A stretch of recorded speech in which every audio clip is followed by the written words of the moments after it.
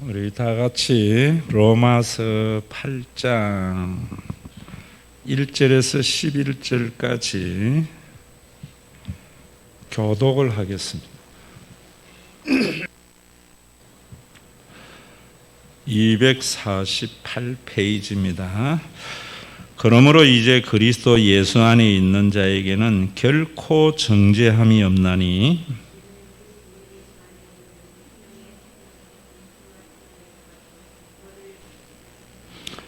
율법이 육신으로 말미암아 연약하여 할 수 없는 그것을 하나님은 하시나니 곧 죄로 말미암아 자기 아들을 죄 있는 육신의 모양으로 보내어 육신의 죄를 정하사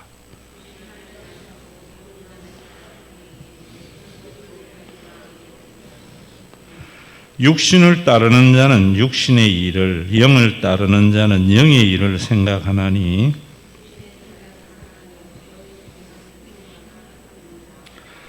육신의 생각은 하나님과 원수가 되나니 이는 하나님의 법에 굴복하지 아니할 뿐 아니라 할 수도 없음이라.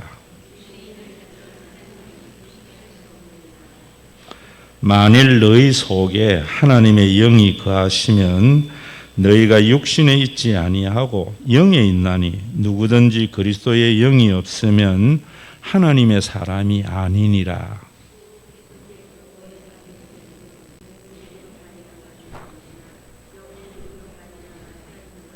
다 같이 읽습니다. 예수를 죽은 자 가운데서 살리신 이의 영이 너희 안에 거하시면 그리스도 예수를 죽은 자 가운데서 살리신 이가 너희 안에 거하시는 그의 영으로 말미암아 너희 죽을 몸도 살리시리라. 제가 9절부터 11절까지 천천히 읽을 때 이 말씀의 의미가 뭔지 여러분들이 단어 아니면 짧은 문장 생각하며 좀 읽었으면 합니다. 만일 너희 속에 하나님의 영이 거하시면 너희가 육신에 있지 아니하고 영에 있나니 누구든지 그리스도의 영이 없으면 그리스도의 사람이 아니니라. 또 그리스도께서 너희 안에 계시면 몸은 죄로 말미암아 죽은 것이나 영은 의로 말미암아 살아있는 것이니라. 예수를 죽은 자 가운데서 살리신 이의 영이 너희 안에 거하시면 그리스도 예수를 죽은 자 가운데서 살리신 이가 너희 안에 거하시는 그의 영으로 말미암아 너희 죽을 몸도 살리시리라. 아멘. 제가 오늘 수요에는 복장을 굉장히 편하게 입고 하지요. 우리가 내가 이래 옷을 이래 입는 이유, 우리가 예배의 모범에 의하면은 주일날 오전 예배를 대예배다 이래요. 사실은 대예배, 소예배가 없지요. 하나님 앞에 드리는 예배는 인간적인 측면에서 봐서 크고 작은 것일 수도 있어요. 규모가 크다, 규모가 작게 드린다, 이런 의미에서는 말할 수 있겠지요. 가장 중심이 주일 오전 예배지요. 그리고 예전에는 예배 모범을 정할 때에 오후를 찬양 예배라 그랬어요. 이런 이유를 여러분들이 아셔야 됩니다. 그래서 오전 예배하고는 전혀 다른 예배를 드려요. 찬송가 중심에. 왜 그런가 하면은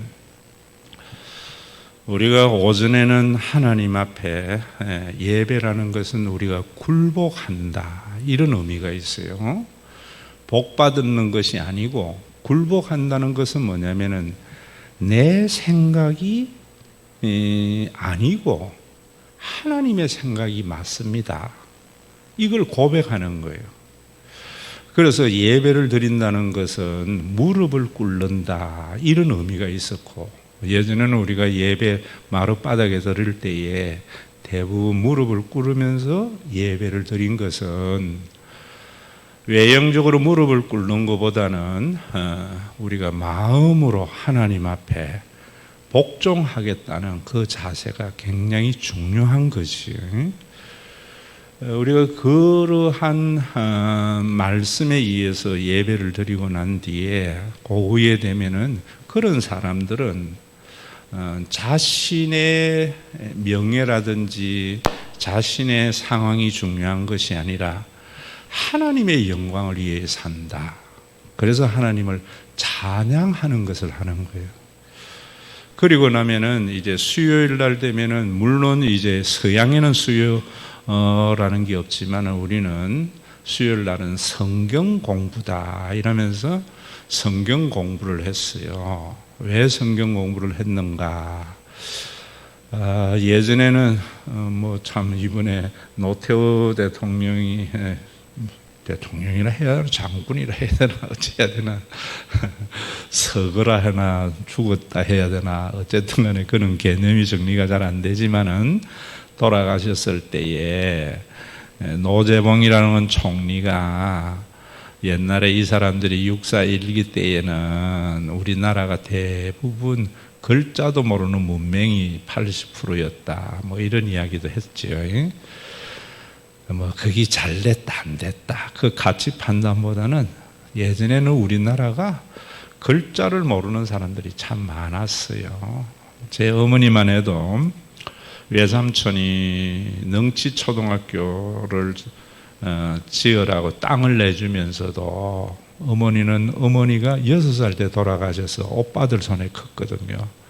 여자라고 학교를 안 보냈어요. 20년생이었는데 그래서 독학으로 또 성경을 통해서 그를 깨우쳤다고요. 그래서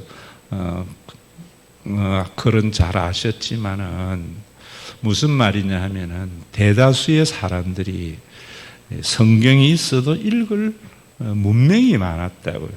그래서 성경을 글자를 아는 교역자들이 이제 성경을 수요일 날은 가르쳐 주는 거예요. 그래서 그 성경 공부를 통해서 하나님을 경외하는 마음을 가지게 하는 거거든요. 그 학습의 과정이 수요일이었다고요. 그러고 나면 이제 금요일 날은 그 주일날 선포된 말씀대로 살면서 대부분 그 말씀대로 살지 못해서 회개하게 했다. 그래서 회개의 기도가 수요일 날은 참 많았고 눈물의 기도가 참 많았어요. 그래가지고 이제 우리 다시 주일을 맞이하는 거예요. 그래서 이런 종교적인 예전이 우리의 신앙의 성화, 우리가 오늘과 내일이 점점 예수님을 닮아가는 삶을 살아야 되거든요. 그 성화를 담는 그릇이었다고요. 그러다가 이제 이런 것들이 다 상황이 변화됐는데도 여전히 그런 걸 고수하면서 이제 나중에 어떻게 됐는가 하면은 목사님의 중심의 목회가 되면서 뭐든지 예배가 돼버린 거예요. 수요일도 예배고 금요일도 예배의 형태고 주일날도 예배의 형태고 그건 뭐냐면은 가장 쉬운 거거든요. 목사님 혼자만 준비하면은. 그래서 내가 우리 교회의 초창기에는 어떻게 했는가 하면은 여러분들이 주일날 말씀을 선포한 것을 제가 대학교회에서 상황을 좀 대입하자면은 금요일날 새벽 기도에는 다 남자들이 나오라 그랬어요. 그게 이제 윤광진 권사라는 권사가 혼자 사셨는데 교회에 이제 그 안에 방을 하나 마련해 줘서 살면서 오전에 이제 월요일 새벽에 밥을 다 해서 오는 사람들 밥을 먹고 거기서 바로 출근을 하도록 그렇게 했어요. 그래서 금요일, 월요일 날은 왜 그랬는가 하면은 예전에는 우리가 정보라는 게 별로 없었어요. 그저 교회 와서 목사님 설교를 들어야 뭔가 새로운 이야기를 듣는 기회였다고요. 뭐 그때는 라디오가 있었습니까? 텔레비전이 있었습니까? 그래서 참 인간의 호기심을 만족할 수 있는 유일한 통로가 또 예배 주일날이었는데, 그러니까 많은 정보가 쏟아지는 상황에서 주일날 선포되는 말씀이 교인들의 마음속에 남아있기가 쉽지 않아요. 옛날에는 정보가 없는 가운데 주일날 설교가 늘 마음에 남아서 그것이 내 삶을 살아가는 데에 하나의 힘과 기준이 되어졌는데, 이제는 우리가 정보가 너무나 많기 때문에 그게 희미해진단 말이에요. 여러분들이 나이가 들면은 깜빡깜빡하고 잘 잊어버린다 하잖아요. 그런데 정신과 의사가 그런 이야기를 하더라고요. 우리 머리가 태화가 되는 게 아니고, 사람이 살다 보면은 정보가 자꾸 머리에 쌓인다는 거지요. 마치 컴퓨터의 저장 용량에 저장이 많으면은 그 저장 가운데 찾아내는 데에 시간이 좀 걸리거든요. 처음에는 아무것도 안 걸렸을 때는 톡 치면 나오던 게, 이제는 거기에서 여러 불빛이 빠르륵 하면서 많이 찾다가 싹 끄집어내는 것과 같이, 나이가 들면 이제 머리에 덩이 많아가지고 그 비슷한 상황을 계속 하다가 생각하면 툭 튀어나온다는 거예요. 이런 것이지 내가 태화되는 것이 아니라 하거든요. 우리 이렇게 보면은 요즘 참 우리가 신앙생활 하기가 어려운 게 뭐냐면은 너무 많은 정보들이 우리 속에 들어오는 거예요. 그래서 주일날 설교 들은 것도 나가면서 잊어버리니까 전혀 말씀이 우리의 삶에 영향을 주지 못해요. 그래서 제가 월요일 날은 주일 말씀을 가지고 한번 결단하는 기도를 하게 했어요. 그런데 대학교에서는 좀 가능했던 것이, 대부분 출근이 문 밖에 나가면은 직장이니까 가능했는데, 동백에 와서 처음 이래 조금 시도하다가 내가 그만둔 거는, 여기 출근하기가 너무 바쁘고 상황이 달라서 월요일 날 남자 새벽 기도회를 조금 하다가 그만뒀어요. 그 대신에 이제 수요일 날은 처음에는 여러분들에게 대학교에서 월요일 날 했던 말씀과 같이 주일 날 선포한 말씀을 소화하는 작용, 다시 읽으면서 생각하면서 이런 의미다라고 설명해 주는 것이었어요. 그러다가 이제 금요일 날은 우리가 기도회를 이렇게 쭉 하고 했는데, 이제 그러다가 이제 로마서 강해로, 로마서를 꼭 한번 해야 되기 때문에 강해하다가 8장 8절까지 하다가 이제 그만뒀어요. 코로나 때문에. 그래서 이제 8장 9절을 가지고 하려고 하는데 앞으로 지금 어떻게 해야 되는가, 여러분들 의견을 좀 주면 좋을 것 같아요. 왜냐하면은 저는 여러분들에게 말씀을 드리지만은, 목사는 세상의 왕이나 군대의 장군이 아니다. 세상의 왕은 나를 따르라 하고 가는 거거든요. 그런데 왜 따라가는가, 거기에는 뭐냐면 대통령 말 안 들으면은 불이익이 있잖아요. 그래서 대통령이 장관들에게 따르라면 다 따르는 거예요. 권력의 힘이지요. 회사 사장도 나를 따르라 하고 직원들이 일사불란하게 가면은 회사가 되어져요. 근데 거기는 또 뭐냐면 회사 사장이 돈이 힘이란 말입니다. 그래서 일사불란하게 가는 회사들이 어떤 회사보다 힘이 있고 강해요. 오늘날 교회가 목사님이 앞에서 나를 따르라 하는 것은 뭐냐면은 목사님의 힘이 뭐예요? 목사님의 힘이 아니고 내가 말하는 종교인의 힘이 뭐예요?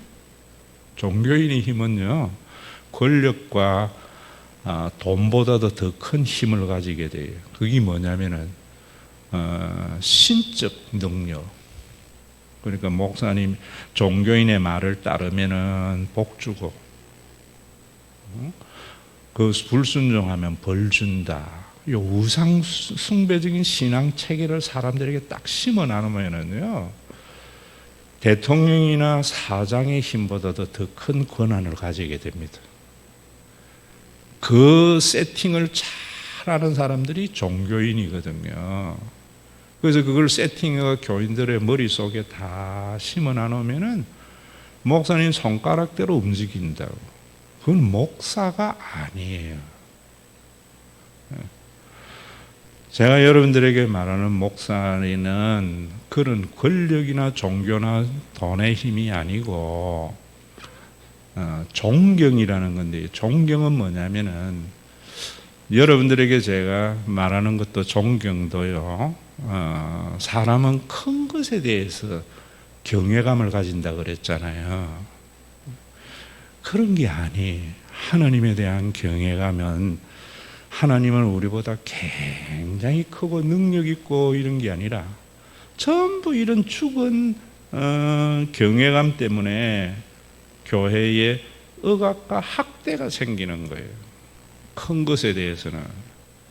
그러면은 부모가요, 자식에게 존경심을 가질 때에 너 내 말 안 들으면 밥 안 줄 거야, 공부 안 할 거야. 그 부모 아니잖아요. 부모의 진정한 존경심은 낮은 자리에 있음. 내가 생활해 봤지만은 부모같이 자녀에게 종노릇하는 사람이 어디 있습니까? 아무런 대가도 바라지 않고. 진짜 부모는요, 말 안 듣는 거한테도 철저히. 그런데 그걸 깨닫게 되면은 그 어떤 힘보다도 강한 힘이 나오는 거죠. 그거는 일순간에 있는 게 아니라 오랜 세월. 제가 또 요즘 깨닫는 거는 오랜 세월 중에 떠나고 난 뒤에 진정 가지는 권위거든요. 그게 오늘날 인류를 존재하는 것이다, 이래 봐요. 목회자가 하나님이 그 힘이에요. 누구보다도, 어떤 교인보다도 교회를 사랑하는 힘. 제가 교인을 사랑하는 것이 아니라 그랬죠. 지난 주일날 교인을 사랑하는 거라고 하면은 목사님이 왜 나 사랑한다고 해놔놓고 이런다고요. 진짜 사랑은요, 교회의 사랑 속에 교인을 사랑해야지.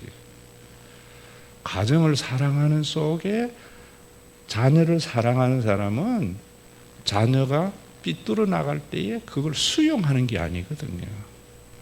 견딜 수 있을 만큼 체벌도 하고 얼루기도 하고 이런 거라고요. 그런 사랑을 오랜 세월에 인정이 되어지고 언제 아는가? 떠나고 난 뒤에. 그래서 카이로스, 역사성이 없는 것은 절대로 아니다. 이제 이런 것을 생각하는 거지. 그래서 여러분들에게 왜 이런 부분에서 그러는가? 자, 여러분들에게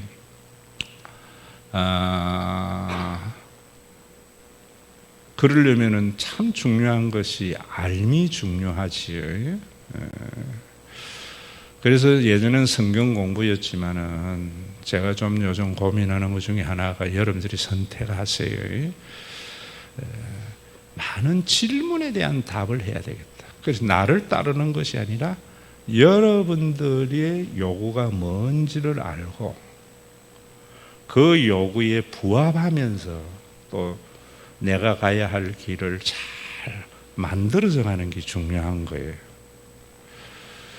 요즘은 사실은 저도 이래 다니면서 보면 무슨 인문학 강의가 아주 대세로하다요.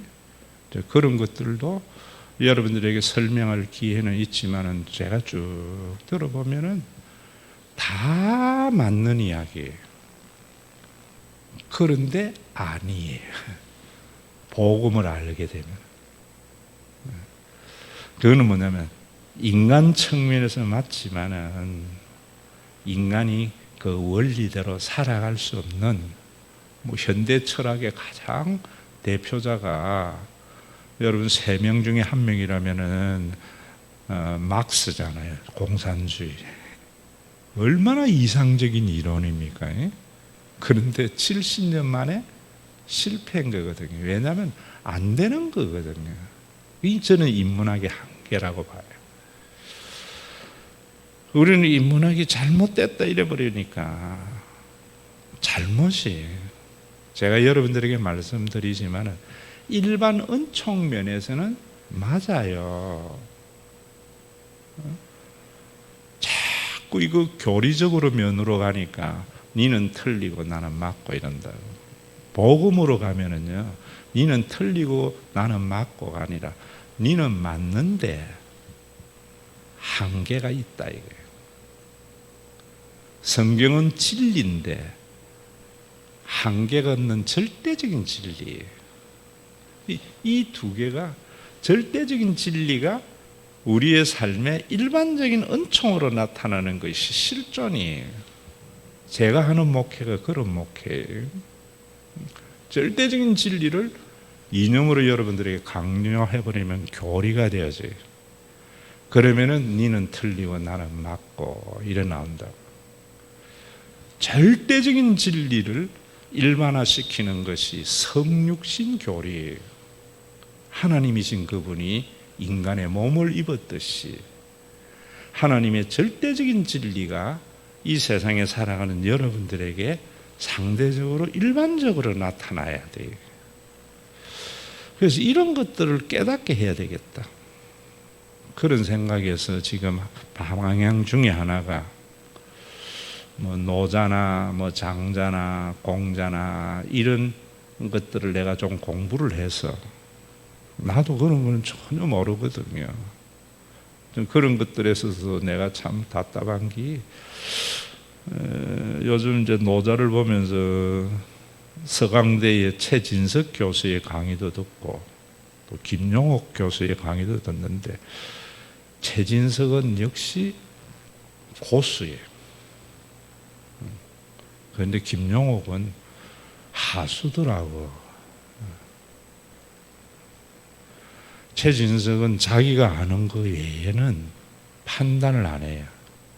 김용옥은 지금 한신대학에 좀 있었지만은 또 모태신앙이지만은 나보다 성경을 더 잘 알겠어요?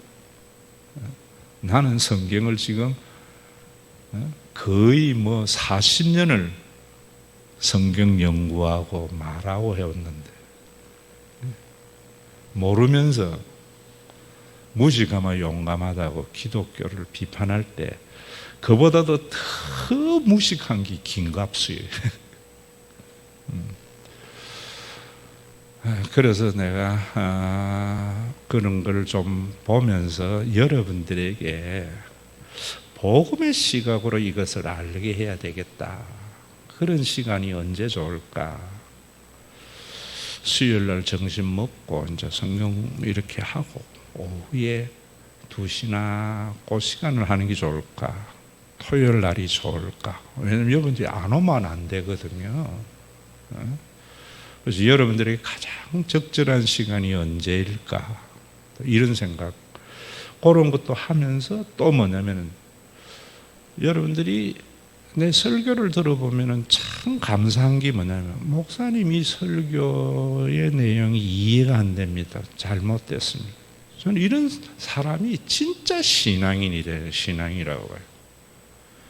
그래서 제가 여러분 맹신하지 마세요 하잖아요. 왜 그런가? 이래서 스스로 그렇구나. 이런 사람이 그렇게 살아가는 거예요. 아멘 하는 사람은 그래 안 살아요. 그건 맹신이거든요. 아멘 하는 사람은 진영 논리로 빠지기가 쉬워요. 그래서 들은 설교라든지 예수 믿는 데에 여러 가지 의문점들을 허심탄회하게 내놓고 옛날에 소크라테스나 플라톤이나 전부 대화잖아요. 대화로서 진리를 찾아가듯이 그런 시간을 겸하여 가져야 되겠다. 그래서 수요일 제가 여러분들에게도 금요일 신약기도를 수요로 땡긴 것은 옛날에는요 교회에 이런 시간을 주는 것이 뭐냐면 텔레비전 보는 거하고 같은 거예요. 새로운 정보를 듣고 사람 만나는 시간이에요. 그래서 교회에서 자주 모이면은 행복했어요. 요즘은 여러분들에게 시간을 많이 줘야 돼요. 교회에서 모이는 시간을 최소화해야 돼요. 왜냐하면은 재미도 재미지만은 교회에서 여러분들의 시간을 어떤 목사님들은 교인들 시간 빼앗아야 된다고 하는 것은 여러분들을 생각 없는 사람으로 만들기 위해서 아멘 신앙, 맹목적인 신앙을 딱 자기 생각 속에 틀에 가두기 위해서 그런다. 나는 이래 보는 거예요. 그래서 목사님이 아니고 종교인이 시키는 손가락대로 움직이게 만들려고. 그거는요 언젠가는 깨져버려요. 그런데 자기가 스스로 알아서 하는 것은요 더디지만은 시간이 갈수록 굉장히 강한 힘을 가진다고. 또 현대는 얼마나 바쁜 시간입니까? 그래서 오늘 수요일도 보면 대부분 연세 드신 분들이 오는 게 당연한 거예요. 젊은 사람들은 굉장히 할 일이 많거든요. 그래서 유튜브로도 지금 보낼까 말까 하는 걸 보내야 되는 것은 그들에 대한 배려예요. 젊은 사람들, 바쁜 사람들에 대한 배려. 그래서 교회는 저는 목회를 뭐냐면 여러분들에게 시간을 많이 주는 것. 그래서 금요 신약기도에도 수요일 저녁으로 이왕 하루만 하자 하고 옮긴 거예요. 그래서 이런 것도 여러분들의 시간의 타이밍에 맞아야 되니까 한번 생각해 보시고, 또 내가 전부 이런 이야기를 하는 것은 왜 하는가 하면은요, 저는 철저히 여러분들에게 이런 이야기 하잖아요. 교리는 백신하고 같다. 백신은 뭡니까? 병균을 막는 것이지 바이러스를. 치료제는 바이러스를 치료하는 데 쓰는 거잖아요. 그걸 주식으로 삼는 건 웃기는 거잖아요. 주식은 음식이잖아요. 교리는 왜 만들어졌는가? 이단을 예방하기 위해서, 이단에 빠진 것을 치료하기 위해서. 그런데 교리를 여러분들에게 매주일 강요하는 것은 여러분들의 삶이 건강해지지 않는, 신앙도. 주식은 복음이 돼야 돼요. 복음이. 이 차이를 여러분들은 모르잖아요. 복음과 교리의 차이를. 그런데 대부분 오늘날 한국교회는 교리에 다 갇혀 있었기 때문에 모르는 거예요. 저는 목사가 돼서 깨달은 것이 뭐냐면, 저도 굉장히 교리적인 교단에서 컸단 말입니다. 고신이라 하면 아주 꼴보수로 사람들이 알잖아요. 그것이 강한 부산 지역의 합동 측에서 제가 목회를 했고, 또 저 워커힐에 있는 통합은 그래도 좀 그런데 사당동 총신은 또 꼴보수예요. 굉장히 교리적인 색채가 강한 거기서 신학을 하고, 다 하고 난 뒤에 목회를 제가 그래 하다 보니까 깨달은 게 뭐냐면, 교리는 백신인데 주식이 돼서는 아닌데, 그러면 복음은 뭔가? 그래서 제가 복음을 찾다가 이제 답을 얻어서 여러분들에게 복음을 말씀드리는 거예요. 성경의 것을 제가 여러분들에게 말씀드리면서, 성경은 원석하고 같다. 여러분, 금광석 가치 없어요. 왜냐하면 광석이 많고 그 안에 금은 조금 있기 때문에. 거기 가치를 발하려면 재련을 잘해야 되거든요. 그 재련을 해서 불순물이 좀 섞인 것은 14K라 그래요. 그보다 좀 더 재련된 건 18K라 그래요. 완전히 재련을 해서 99% 이상이 되면 순금이라고 하는 것은 굉장히 가치를 발하는 거예요. 성경이 여러분들에게 대부분 보면 이런 재련 기술을 연마하지 않은 성도들이 쪼개다 보니까 검축출이 14K도 안 되는 그런 걸 가지고 신앙생활하는 경우 많다고. 제가 여러분들에게 이제 이런 이야기 하는 것도 다 뭐냐면은 다 교리에 의한 것 다 하면서 자꾸 재련 기술이 발달해서 뭐 순금이 99%는 안 돼도 18K보다는 더 원석에 가까운 금을 찾으려고 노력해 가는 거지요, 제가. 그러면 여러분들에게 지금 이런 부분에서 말씀을 드리는 것도, 자, 교리적인 것을 하면 항상 논쟁이 돼, 이념이기 때문에. 그래서 니는 틀리고 나는 맞고. 우리 한국이 제일 지금 문제가 뭡니까? 니는 틀리고 나는 맞고. 모든 게 이념이에요. 그 중심에는 사지선다형의 교육의 폐단이라고 봐요. 세상에 정답이 어디 있습니까? 자, 그러면은 여러분들에게 복음은 뭐냐면은 앞에 이야기했죠. 다 맞아요. 그런데 일반 은총을 인정하면서도 그 속에 변하지 않는 특별 은총을 아는 게 복음이에요. 그래서 성경 해석에도 복음으로 보면은요, 성경이 완전히 새로워져요. 제가 사도행전 지금 여러분들에게 강의를 하지만은 목사님들의 강의집 다 찾아보세요. 저같이 성경을 보는가? 안 보거든요. 왜냐하면은 또 본다고 해도 그 사람들이 일인적이고 저는 실존적인 걸 여러분들에게 말씀을 드리거든요. 이런 차이를 아셔야 된다. 누가 아는가? 수요일날 와야 되는 거지. 주일날 이런 이야기 다 하다가는 아무것도 못하고 넘어가잖아요. 주일날. 그래서 수요일날이 더 중요하고, 더 그런 것은 또 제가 우리 장 목사님이나 김영준 강도사도 좋은 설교자로 길러야 할 의무가 내 속에 있잖아요. 그럼 자꾸 해봐야 되는데 우리 교회는 그런 기회가 너무 적단 말입니다. 여러분들에게도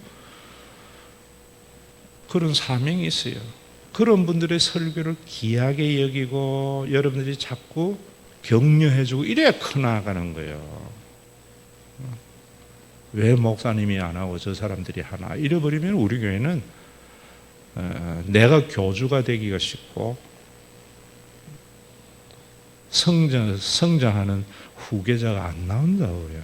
그래서 수요일 날은 내가 한 주, 저분들이 한 주 하면서도 지금 진행하려고 하는 그 토요일 날이나 수요일 오후에 이런 거 할까 이런 생각을 제가 가지고 있는 겁니다. 자, 그럴 때에도 내 이제까지 모든 말씀이 뭐냐면 이런 말이에요.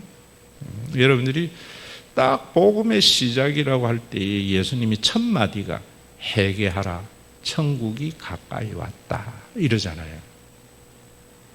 이런 것을 가지고 뭐라는가 하면은 문법적으로 가까이라는 것은 손에 잡힐 거리만큼 왔다. 뭐 이렇게 설명들을 해요. 회개하라는 것을 대부분 종교적으로 잘못한 것, 윤리적으로 잘못한 것, 이런 관점에서 설교를 많이 해요. 그런데 복음의 측면에서 보면 회개하라라는 말은 무슨 말이냐 하면은 네가 보는 관점을 새롭게 해라는 거예요. 자, 여러분들에게 말씀을 드리면은 가정을 유지할 때의 자녀가 지 관점에서 아버지를 보고 가정을 보면은요, 늘 아버지가 잘못된 거예요. 내가 참 불효한다는 것을 알게 되는 것이 뭐냐면은 내 관점이 아니라 아버지의 마음을 읽어 나가는 거거든요. 이제는 아버지의 관점에서 나를 보는 거거든요. 내 관점에서 나를 보는 게 아니고. 제가 처음으로 내가 불효하는구나 하는 깨달은 것이 군대 가서 훈련소에서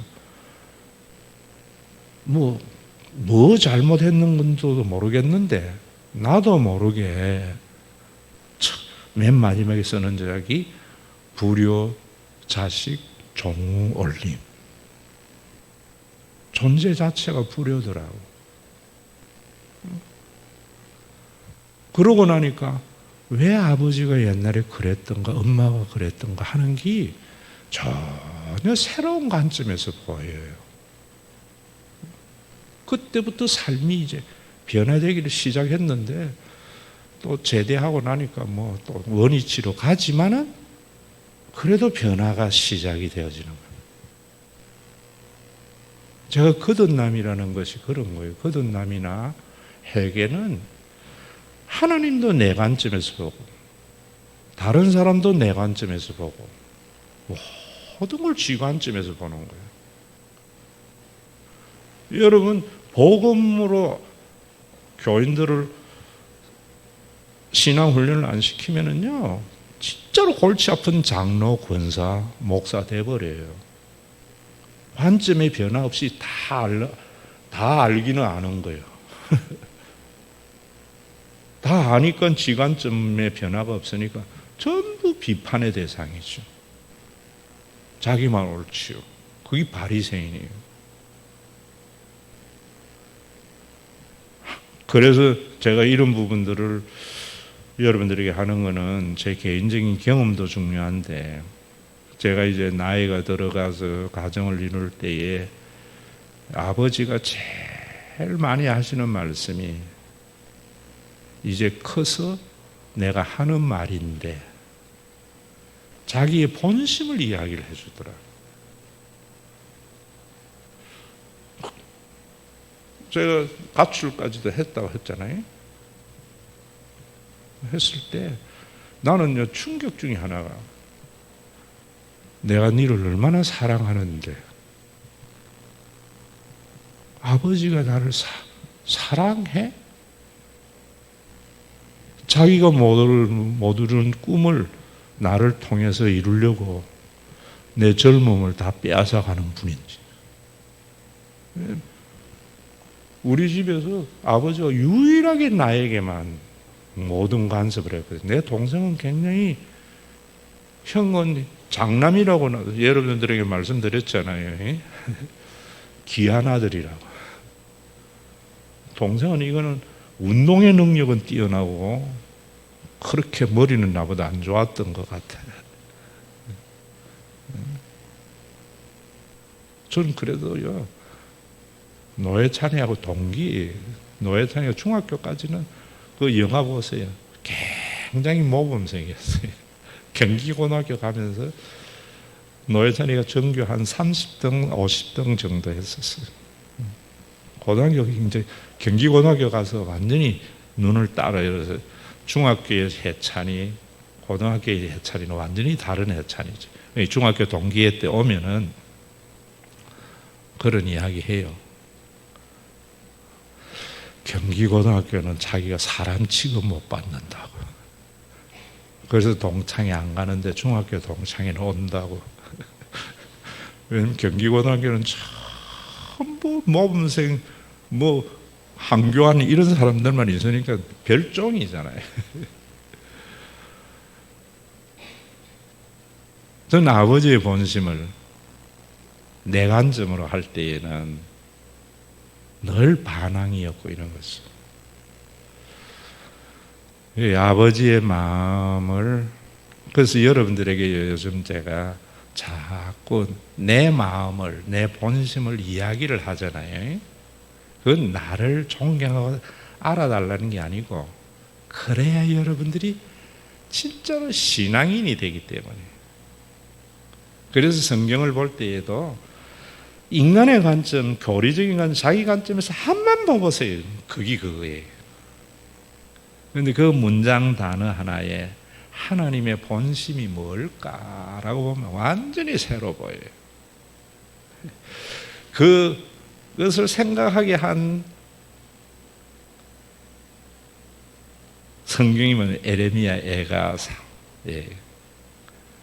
하나님의 본심은 인생으로 하여금 근심케 하는 것이 아니다. 그런데 성경 보면서 하나님, 이런 하나님이라면서 내한테 왜 이래? 제가 여러분들에게 교인을 사랑하는 것이 아니라 교회를 사랑하는 것이다 라는 것을, 사랑한다면서 내한테 왜 이래? 이런 말을 하는 교인들이 생길까 봐 내가 그러는 거예요.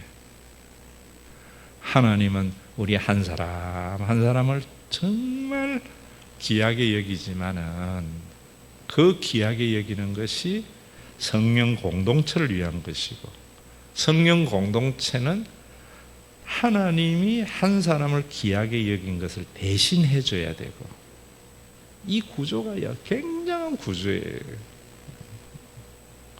제일 힘든 사람이요,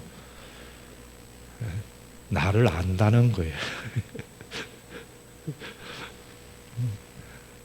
아는 게 지관점에서 아는 거거든요.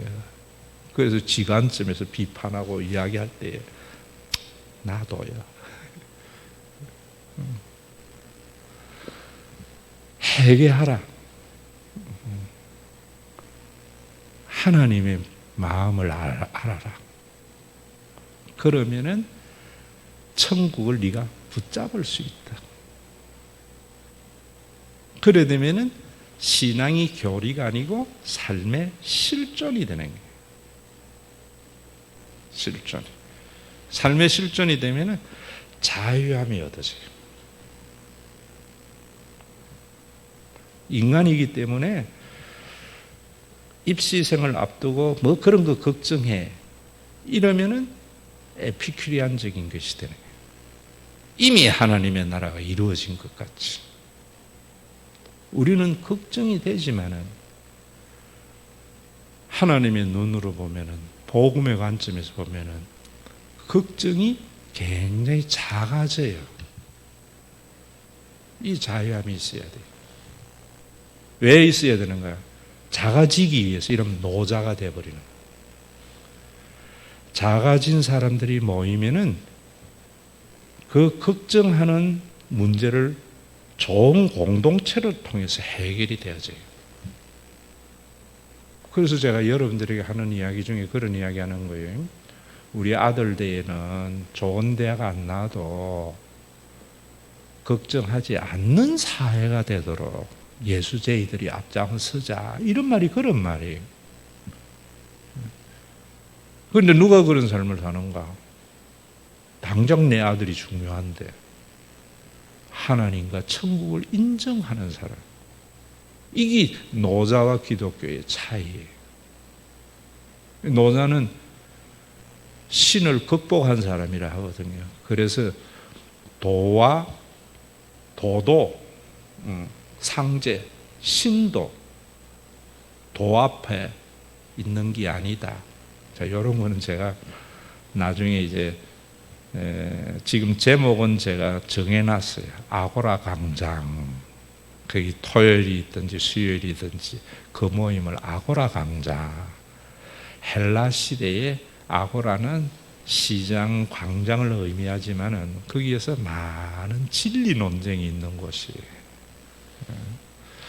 그때 더 자세히 좀 말씀드리도록 하고, 오늘은 이제 여러분들에게 말씀을 드리는 것은 로마서 여기에 이제 왔는데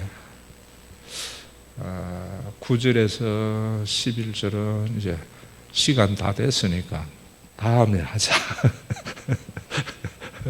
다음에 이제 복음의 관점에서 우리가 9절부터 11절을 보자. 그럼 오늘 여러분들에게 말씀은 뭐냐면은 204장 찬송가와 같은 거예요. 우리 집 짓는 사람입니다.